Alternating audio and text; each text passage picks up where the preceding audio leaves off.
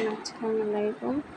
আমি আজকে আমার হাতে বানানো বোম্বাই মরিচের আচারের একটু সামান্য তেল নিয়ে আমি ঝালমুড়ি মাখিয়েছিলাম।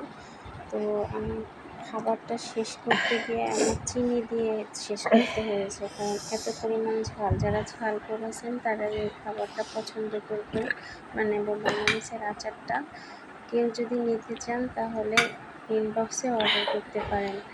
এটা হচ্ছে গিয়ে 200 গ্রাম, মাত্র 200 টাকা। যেটা আপনার বোতলের ওয়েট বাদে শুধু আচারের ওয়েটই 200 গ্রাম হবে।